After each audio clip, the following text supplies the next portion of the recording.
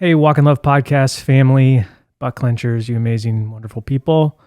We recorded our episode and then we continued to talk after we hit stop recording, and we decided that we want to do a fundraiser, a t-shirt fundraiser as a pre-order, taking our own advice that we give in the episode to give what we can. So we are going to launch that at some point today, and it'll be available for a week. So just wanted to give you a heads up before you listen to the episode, because we didn't actually mention it in the episode. It was decided after we stopped recording. The episode is short and it's very emotional. Thank you for listening. So here we go. Hello and welcome to the Walk in Love podcast. I'm TJ. And I'm Brooke. And today we are going to just probably cry the whole time.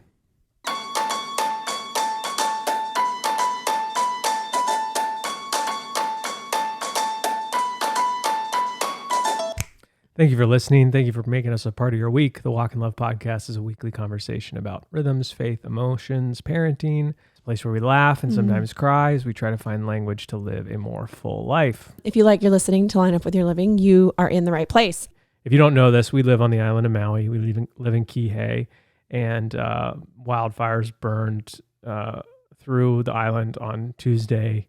It's now Sunday, and absolutely obliterated the town of Lahaina. Thousands of structures are gone.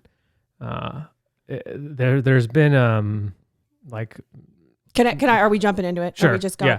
Yeah. I just want to say a quick disclaimer. Sure. Yeah. We are not a podcast that typically has a disclaimer or any sort of warning or any sort of trigger warning or anything like that. Gosh, I'm already so emotional.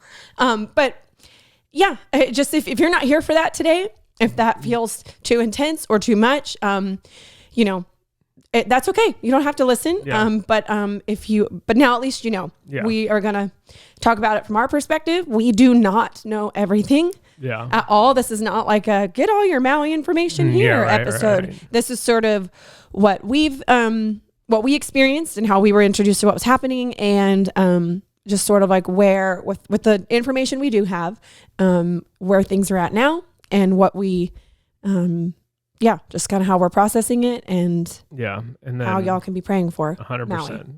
Yeah. So Maui has brush fires. Like the area that we live in is pretty dry.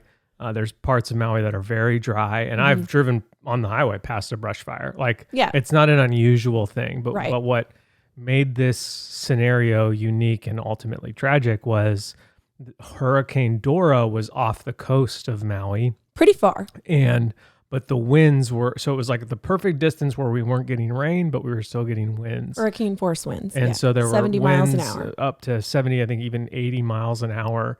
And it just wreaked havoc. These brush fires blew all over the island at a pace that was unheard of, and caused the greatest fire disaster in American history, I believe. At least in the last 100 years. But I think by the time that all the dust settles and all the bodies have been counted, it'll be hundreds. It's just so sad. Yeah. And so so the hurricane winds came in, I believe some point on Tuesday, maybe even, Brush fire started Jeff was woken up on Tuesday night. So I think they started on Monday. No, you have to back that up, because I landed from wherever I was, Charlotte, on Monday. And when I came home, you told me the story about Jeff already. That had already happened. That everybody's phones went off and they got evacuated. I feel like you had already told me that. Or somewhere right around there. Because there was a fire up country, and then later there was a fire. Again, it doesn't really matter. Right. But because of the winds, the fire was spreading at a speed. Well, of course, it was growing. The air and the wind causes a fire to grow. Plus, it was pushing the fire along faster. So that's two major things. And then the third one was because of the hurricane winds, the helicopters that normally pick up water from the ocean and drop it on top of to fight from the air, they couldn't fly in the winds. So it was there was almost nothing they could do. Yeah, like I heard a story today. Again, so much information is coming in. A story today that firefighters who were fighting on the west side in Lahaina, that they got overrun. Their truck caught on fire, and they had to jump in another car, but they all couldn't fit. So one guy just hung on as they drove away. And so the reason we're kind of sharing this is because obviously it hits super close to home. It's on the island that we call home. A massive amount of people are affected. Thousands of people are displaced. And it's just so sad. And so I don't know much of what we have to say other than just like pray for Maui, pray for the people, pray for the help, pray for the volunteers, pray for the kids that are confused and sad, and the trauma and the emotions and the frustration. And then there's been all sorts of delays with help and all this kind of stuff. And it's just been a really taxing week. And we're not even affected, honestly. Like, no, I mean, thankfully we were safe. Yeah. We never had to evacuate. We had a few bags packed. We were ready to do so. If the text came in or the knock on the front door came in, which would have been Tuesday night. Yeah. So obviously like wasn't sleeping well Tuesday night, was very much like, are we going to have to get up and go at any moment? The house was very smoky, smelling for like most of Tuesday, most of Wednesday. Didn't go outside at all Wednesday. Thursday, it started to clear. And by Wednesday, we all knew that Lahaina had burnt to the ground. But it's only Sunday. Like if you're listening in real time, like, there is still so much information rolling out as to the actual devastation of what happened. And so, I don't apologize for crying, but like, I'm sorry for an episode where we're like, we can't even get words out. I'm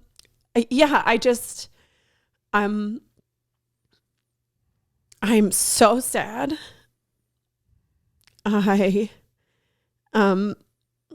don't watch the news in general. I'm not one to like take all that in. And so I legitimately don't know exactly what the news is saying. Like, I've had people check in from all over the country texting, all that kind of stuff. All that kind of thing. And, have gotten a little bit of information from them, like, oh, well, I saw on the news that, and they'll tell me something. And I'm like, oh, like, well, that's true. But that is like a fraction. Like, and I don't say that to like diss the news or anything. It's just like it's however bad you think it is, multiply it by 1,000. Yeah. And that's probably where people are. Yeah. And the tragedy is. Yeah.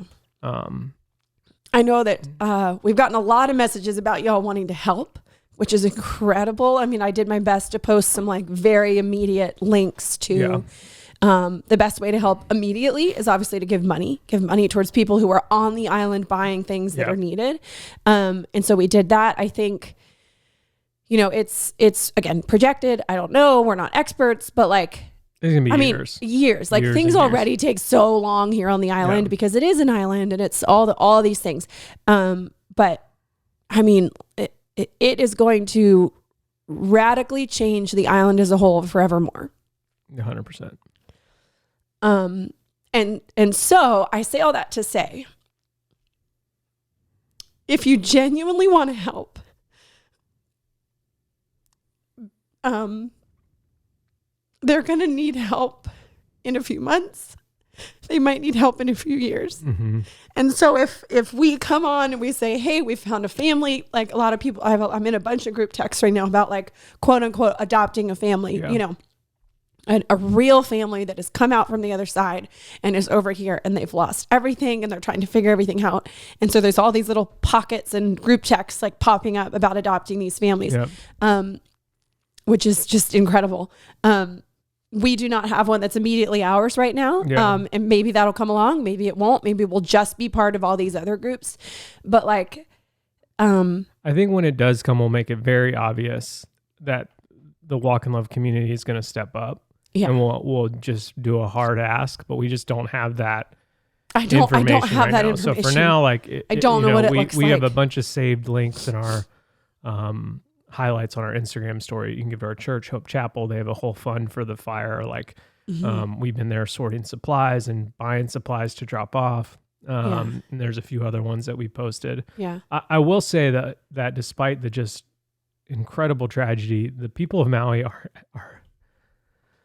are absolutely incredible. You know, Junie and I went to Target to get supplies, and they said they needed like,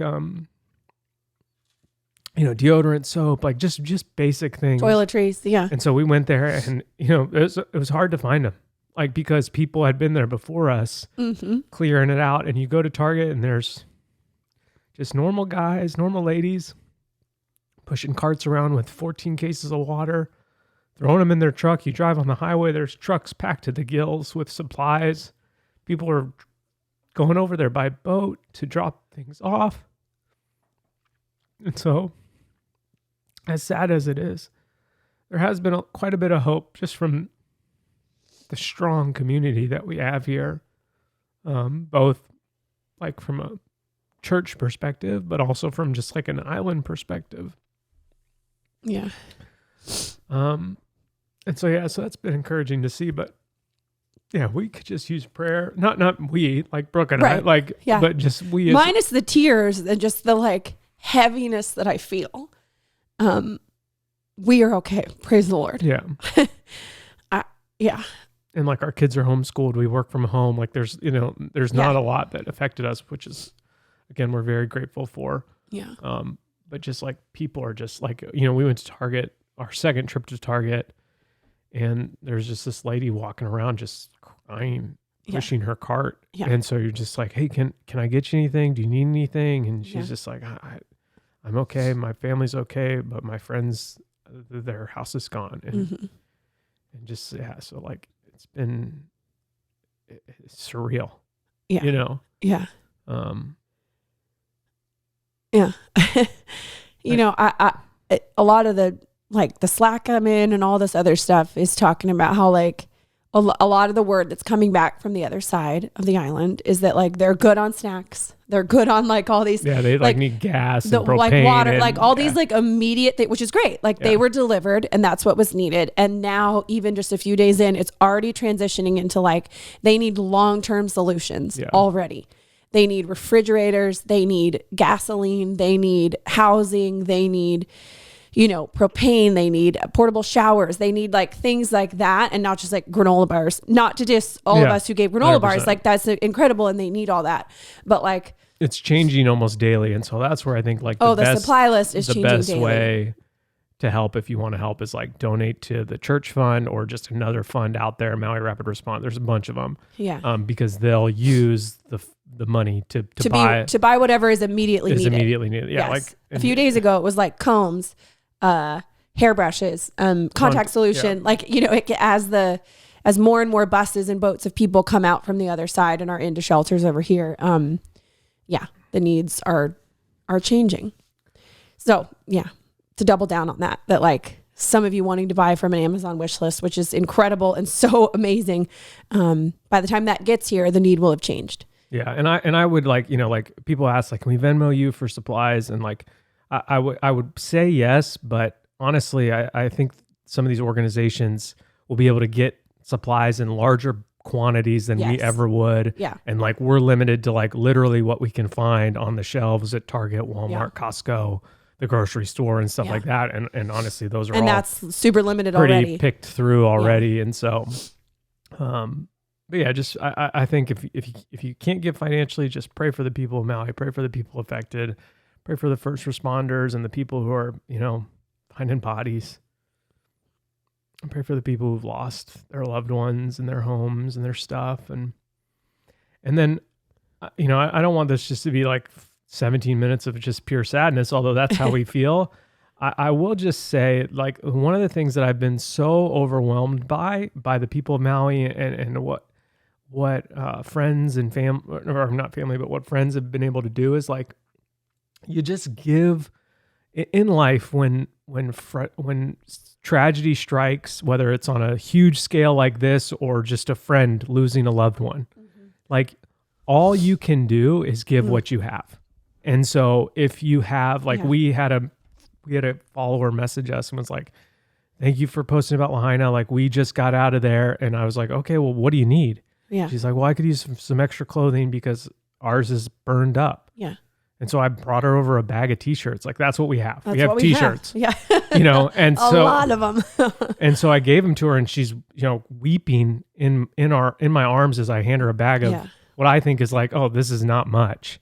Yeah. And so you just never know the impact that you can have on someone going through something if you just step up and give what you have. And so we have friends that have places to stay. So they're giving that. The person that we gave the bag of shirts to, she had a client that had an Airbnb that was empty. So they're staying at a place like that. And so,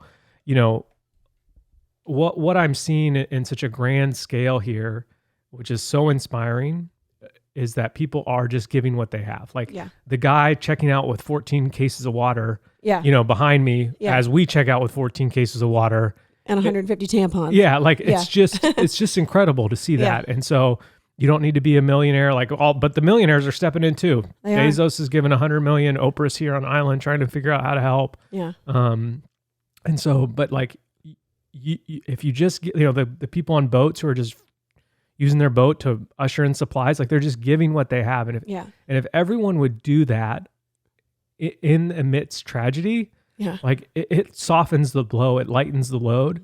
And it goes a lot longer than I think often we talk ourselves out of. Because I could just be like, oh, I don't need to message someone if they need t-shirts.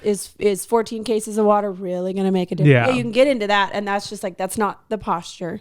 And then the other thing that I've really been like encouraged by is Brooke and I have a giving account. We set aside money. I wanted to talk about this on Instagram, and I think I still will. We set aside money every month. We have sort of a system on how we do that. And so to be able for us, it's separate from our tithe. Well, they're kind of combined. Or is it kind of combined, but we use it as needed. Sometimes it goes to the church, sometimes it goes to individuals, sometimes it goes to like extra ministries.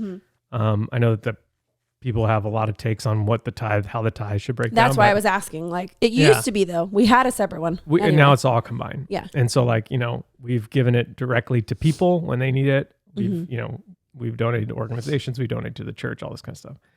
And so it was very easy to drive to Target and spend a few $1,000s on supplies because it was there. Yeah. And so if you don't do that, like start with 1% of what you make. And just put it aside, because you never know how like quickly you're going to need that to give. And if it's there, there was no second guessing. There was no like, oh, what, like, this is expensive and I got billed. Like, it was just like, well, that's what this is for. This is for this time. Yeah.